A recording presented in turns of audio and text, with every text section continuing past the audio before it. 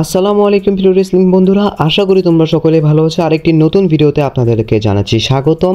So আজকের প্রথম নিউজগুলি আমরা স্টার্ট করব মানডে নাইট রর স্পয়লারগুলোকে দিয়ে। আপনারা জানেন কালকের রতে কিন্তু আমরা দুইটা শো একসাথে ট্যাপ ইন হয়েছিল এবং সেখান থেকে অনেক এবং স্বাভাবিকভাবে স্পয়লার এসে গিয়েছে এবং নেক্সট উইকে যা যা হচ্ছে সেগুলোকে আমরা একটু কথা বলতে যাচ্ছি। প্রথমে আমি লাস্ট ভিডিওতে বলেছি আমাদের রিয়ার রিপ্লে ব্যাক এসে গিয়েছেন, ইনজুরির নাটক করে আবারও চলে এসেছেন এবং এসে কি করেছেন, এসে মূলত আমরা ওয়ার গেমসের দিকে হেড করছি এবং এটা ওমেন্স ওয়ার গেমস ম্যাচ হচ্ছে, যেটা কিনা একদম জোর জবস্তি, কোনোখানে কিছু নেই। ঠিক 3 সপ্তাহ আগে হঠাৎ করে এসে একটা মানুষকে দাঁড় করে দিল এবং স্টোরি লাইন প্রোগ্রেস করে তাদের ম্যাচ করে দিল। সেটা হচ্ছে এক টিমে তো বললাম আমি জেড কার্গেল, বিয়াঙ্কা বেলের, ইও স্কাই এবং এসে রিয়ার রিপ্লে জয়েন করবে এবং অন্য সাইডে যেহেতু লিভ মর্গান, ম্যাজিক স্টার রয়েছেন। সো এগুলোর মধ্যে একটা আমাদের ওয়ার গেমস ম্যাচ হবে। সো এরকমভাবে আপনারা দেখতে পারবেন রিয়ার রিপ্লে এসে ওয়ার গেমস বলে মারপিট শুরু করে দিবেন। সো এরকমভাবে বর্তমানে আমরা মানডে নাইট রতে স্টোরিটা প্রোগ্রেস হতে দেখবো। সো এটি বর্তমানে আমাদের ওমেন্স ডিভিশনকে নিয়ে কথা ছিল। সো তারপরে দেখতে পাই কিছু ম্যাচ যেরকম কিনা আমাদের রে মিস্ট্রি আমাদের চ্যাট গেবলকে হারিয়েছেন মিক্সড ট্যাগ টিম ম্যাচে। অন্যদিকে ওয়ার রেডার্স কিন্তু হারিয়ে দিয়েছেন আমাদের ডমিনিক মিস্ট্রি এবং কার্লিটা সম্ভবতকে। সো তাদের দুইজনকে হারিয়ে দিয়েছেন। সো এটা অনেক বড় ব্যাপার ছিল। তো নেক্সট হয়তো বা তারা ট্যাগ টিম টাইটেলের জন্য যাবে। সো তারপরে অন্যদিকে আমাদের সেইমাস এবং যেই ম্যাচটা ছিল না ব্রন ব্রিকারের সাথে ইউএস টাইটেল আইএস টাইটেল জন্য ইন্টার কন্টিনেন্টাল চ্যাম্পিয়নশিপের জন্য, সেই ম্যাচটা মূলত কোনো রেজাল্ট আসে না। লুডি কাইজার এসে হামলা করে দেন এবং আই থিঙ্ক একটা ভালো ডিসিশন ছিল, যেহেতু ভাই ট্যাপ ইন স্পয়লার অলরেডি এসে যাবে। তো সেক্ষেত্রে যদি টাইটেল চেঞ্জ হওয়ার কথা ছিল, রেজাল্ট তো ভাই বাদ করে দিয়েছে। সো এটা একটা ভালো ডিসিশন ছিল। লুডি কাইজার এসে ধ্বংস করে দেন সবাইকে, কোনো রেজাল্ট আসে না। তবে সবচেয়ে বড় জিনিসটা আসে আমাদের মেইন ইভেন্টে, যেটা কিনা সেথ রলিন্স ভার্সেস ব্রনসন রিডের একটা ম্যাচ হয়।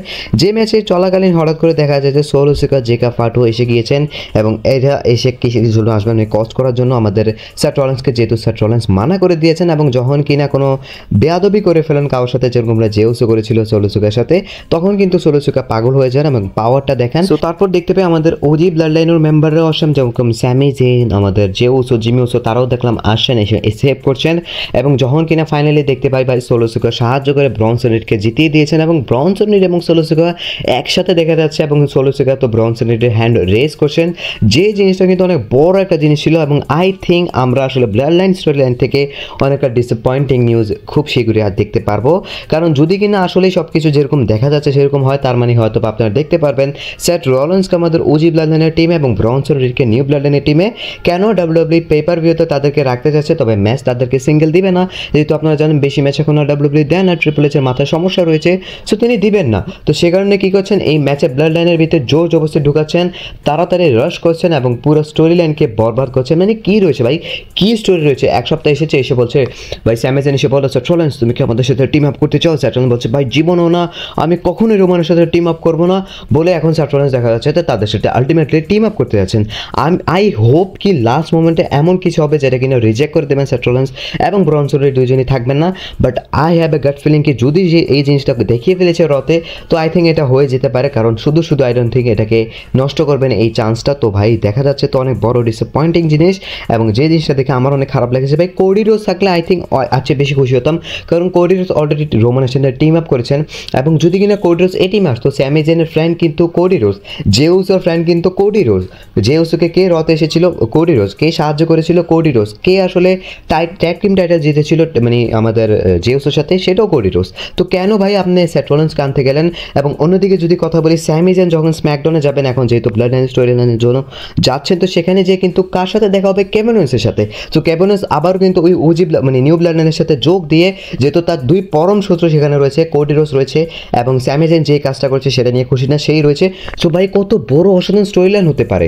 আই হোপ কি এখন পর্যন্ত কিছু একটা ধামাকা হয়ে এটা সরে যাবে, না হলে ভাই আমি অনেক বেশি ডিসঅ্যাপয়েন্টেড হয়েছি এবং এই জিনিসটার জন্য ট্রিপল এইচকে ভুগতে হবে। আমাদের ড্রিম সার্ভাইভার সিরিজের ম্যাচে তারা কস্ট কাটিং করছে, শুধু ভাবেন এক টিমে কোডি রোজ এবং আরেক টিমে রক, এটাও বেটার হতে পারতো। এক টিমে কোডি রোজ আরেক টিমে কেভিন ওয়েন্স, এটাও বেটার হতে পারতো। বাট ডাব্লিউডব্লিউ কি করছে, সেথ রলিন্স এবং ব্রনসন রিড তাদের ম্যাচের জন্য এখানে তাদেরকে ডালছেন। এটা অনেকটাই চিপ একটা বিহেভিয়ার ছিল ডাব্লিউডব্লিউ থেকে। এন্ড তারপরে যদি অন্য কিছু নিয়ে কথা বলতে হয়, যেরকমটা আমাদের 16 টাইম চ্যাম্পিয়ন জন সিনাকে নিয়ে একটা টপিক এসেছে। সো এখন অনেকেই বলছে ভাই জন সিনা তো আসবেন, এসে কি তিনি ফুল টাইমার থাকবেন? এবং বর্তমান পর্যন্ত এটাই এক্সপেক্ট করা যাবে জন সিনা যদি কিনা যান খুব কম সময়ের জন্য 2-1টা লিভ নেবেন, যেরকম স্টোরি লাইনের জন্য 1-2 সপ্তাহ লিভ নেবেন। এভাবে নর্মালি 1-2-3 সপ্তাহ লিভ নিতে পারেন, একটা পেলে হয়তো বা মিস করতে পারেন, এর থেকে বেশি হবে না। কারণ জন সিনা এটা লাস্ট ইয়ার ডাব্লিউডব্লিউতে এবং তিনি পুরো ইয়ারটা পুরো সালটাকে ডেডিকেট করতে চান ডাব্লিউডব্লিউর জন্য। এর কারণে তিনি এই বছরই সব কিছু র্যাপ আপ করে চলে আসবেন এবং সব কিছু এসে 2025 সালে শেষ হতে যাচ্ছে। তো এটি বর্তমানে জন সিনাকে নিয়ে এক্সপেকটেশন রইল এবং আশা করি 16 টাইম ওয়ার্ল্ড চ্যাম্পিয়ন হবেন এবং আশা করি তিনি রেসেলমেনিয়া মেইন ইভেন্টেও থাকবেন, কারণ এটাই লাস্ট চান্স, বারবার আসবে না এরকম চান্স, কারণ তিনি লাস্ট রেসেলমেনিয়াতে রয়েছেন। তো আই থিঙ্ক তিনি ডিজার্ভ করেন জন সিনা অন্তত এই নাম, যেটা কিনা অবশ্যই ডিজার্ভ করে থাকবেন। আমাদের নেক্সট নিউজ মূলত লোকে অনেক বড় একটা জিনিস হয়ে গেছে, সেটা হচ্ছে রোড টু রেসেলমেনিয়ার জন্য আমাদের স্ম্যাকডাউনের একটা নতুন গ্রাফিক কার্ড এসে গেছে বা গ্রাফিক্স এসে গেছে, পোস্টার বলতে পারেন।